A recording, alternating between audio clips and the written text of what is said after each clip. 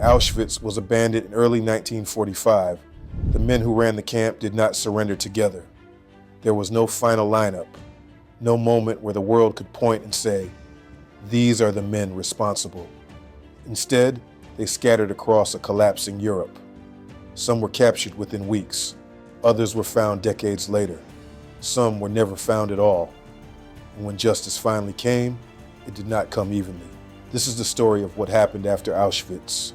To the commandants and guards who ran it, what happened next depended on who you were, what could be proven, and how long the world was willing to wait. Some answers would come quickly, others would take decades, and some questions were never answered at all. For a small number of Auschwitz's senior figures, accountability came swiftly and decisively. These were men whose authority was unmistakable. Their names appeared in orders, correspondence, and survivor testimony. Their responsibility could not plausibly be denied. Rudolf Höss, Auschwitz's longest-serving commandant, oversaw the camp's transformation into the largest killing center in Nazi Europe. Under his command, Birkenau expanded, gas chambers and crematoria were constructed, and Zyklon B became the primary instrument of mass murder. After the war, Höss attempted to disappear under a false identity, working as a farm laborer in northern Germany. He believed anonymity would protect him. It did not. British forces captured him in March 1946. Under interrogation, Höss confessed.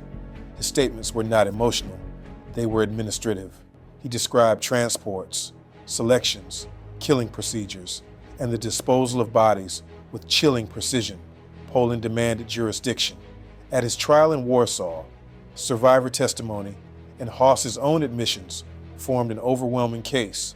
In April 1947, he was sentenced to death and executed by hanging near the camp he had commanded. Arthur Liebehenschel, who succeeded Höss as a commandant of Auschwitz, maintained the system of forced labor, starvation, and lethal discipline. Despite minor administrative changes, the machinery of death continued under his authority. He was tried in Poland and executed in January 1948. Hans Ahlmeyer, a senior SS officer and deputy commandant, enforced terror through selections, beatings, and collective punishment. Survivors identified him repeatedly. He was convicted and executed. Maria Mandel, head of the women's camp at Birkenau, controlled selections that sent women either to forced labor or directly to the gas chambers. Her authority was confirmed by extensive survivor testimony. She was convicted and executed in 1948. These cases represented the clearest form of post-war justice. They were public, they were final, and they were exceptional. However, below the command level, justice rapidly thinned. In the Western occupation zones, denazification programs faced an impossible task. Millions had participated in the Nazi system in some capacity. Tribunals sorted defendants into categories in an attempt to rank guilt: major offender, offender, lesser offender, follower. In theory, the system promised accountability. In practice, it rewarded obscurity. Many Auschwitz guards left little documentary trace. They signed no orders, commanded no units, authored no reports. A former Auschwitz guard might be detained briefly in an internment camp, questioned, and then processed through a local denazification panel. The panel would review a questionnaire, sometimes only a few pages long, and weigh affidavits from employers, neighbors, or clergy describing the same traits: reliable, quiet, hardworking, apolitical. Service at Auschwitz alone was often not enough to block release. Unless a witness could identify a specific act, a beating, a killing, a selection, the guard's role was reduced to presence rather than participation. And presence in law was not yet a crime. Appeals were common, classifications were downgraded, internment periods shortened. By the early 1950s, entire denazification offices were closing. Files were archived. Investigations quietly ended. Cold War priorities accelerated this retreat. Former enemies became strategic assets. Stability mattered more than retrospective justice. Factories needed workers. Administrations needed clerks. Police forces, courts, and schools needed experienced personnel. Former Auschwitz guards re-entered society not as villains, but as anonymous men with families and employment histories. Survivors, meanwhile, wrote letters to prosecutors and ministries. They listed names remembered from blocks and ramps, faces that had haunted them for years. But courts demanded exactness, dates, acts, corroboration, destroyed records, false identities, and missing witnesses turned moral certainty into legal doubt. A survivor might remember a face, but not a surname. A surname might match several men. A guard might deny presence on a specific day. Many former guards changed names, altered birth dates, or relocated. Some emigrated to South America or Australia. Others simply returned home, blending into communities eager to forget. Justice did not disappear. It slowed, fragmented, and lost momentum.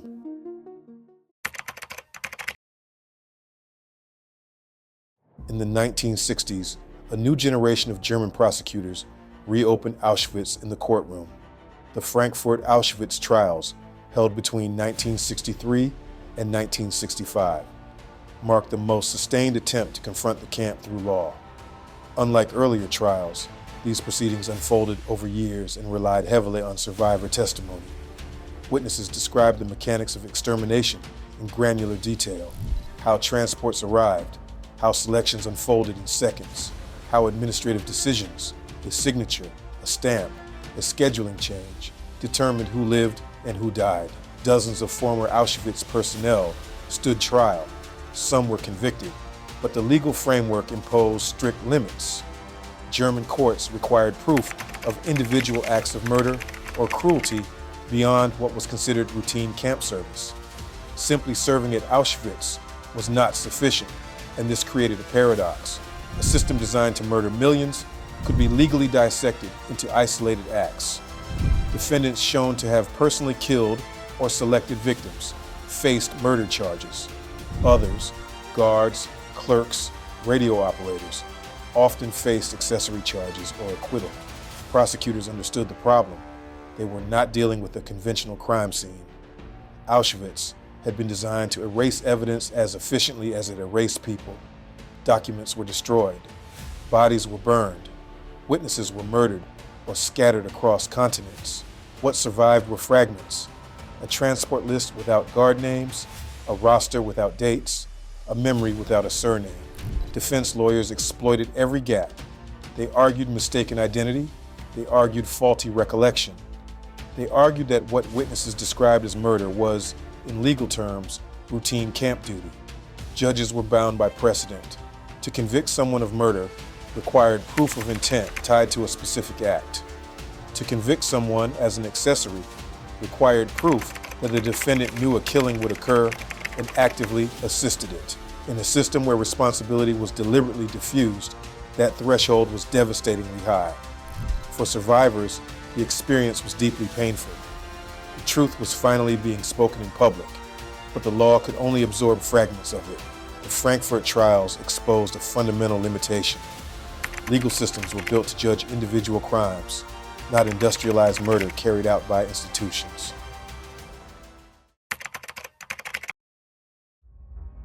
One of the most notorious defendants was Oswald Kaduk. As an SS guard at Auschwitz, Kaduk was known for extreme brutality. Survivors testified that he beat prisoners and personally murdered some with his bare hands. At Frankfurt, Kaduk was convicted of murder and sentenced to life imprisonment. Even this verdict revealed the limits of delayed justice. Kaduk was later released for health reasons and died in 1997. Other defendants received sentences measured in years rather than decades. Some were convicted as accessories rather than perpetrators. Others were found guilty in only a handful of provable cases. Punishment arrived late, and it often ended quietly. Decades later, German courts revisited a fundamental question. If Auschwitz existed solely to kill, did the law really need proof of a single act, or was knowingly keeping the system running enough? The case of Oscar Groening answered that question. Groening worked at Auschwitz, processing money seized from deportees and guarding luggage on the ramp. He did not deny his presence. In 2015, a court convicted Groening as an accessory to the murder of 300,000 Hungarian Jews. The reasoning was clear. Auschwitz was a killing machine. Those who knowingly staffed it enabled murder. Reinhold Hanning, a former guard, was convicted the following year under the same logic. These cases marked a late and imperfect but profound legal shift, although some perpetrators were identified only after time had already won. Richard Baer, the final commandant of Auschwitz, lived under an assumed name for years after the war. He avoided early detection, built a civilian life, and remained free, while the camp he once commanded became a symbol of atrocity. When Baer was arrested in 1960, 15 years had passed. He was already ill, and he died in detention in 1963, before a court could render a verdict. This was delayed justice in its starkest form, not acquittal, not conviction, just time running out. But Baer was not unique.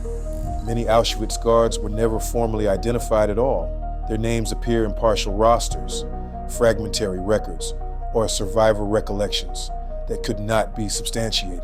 Some fled under false identities, using forged documents, or assistance networks that moved former SS men across borders. Others vanished into Soviet captivity, where records were incomplete and fates undocumented. In some cases, a guard died in a labor camp. In others, he may have been released years later and returned home quietly. For historians, the trail simply ends. These unresolved cases represent the largest category of all. Not men proven innocent, not men proven guilty, but men whose stories dissolve into absence. And absence in the history of Auschwitz is its own kind of verdict. After Auschwitz, justice arrived in fragments. Some men were executed, others were punished lightly. Many walked free, and some were never found at all. Justice was not determined by guilt alone. It was shaped by evidence, politics, time, and geography. Auschwitz did not end with a single verdict. It ended unevenly across scaffolds, courtrooms, and the quiet anonymity of ordinary lives. If you want to learn about the day Auschwitz was liberated, then click the video in the link on screen. If you want more stories from history's most defining moments, make sure to like this video, subscribe, and turn on notifications.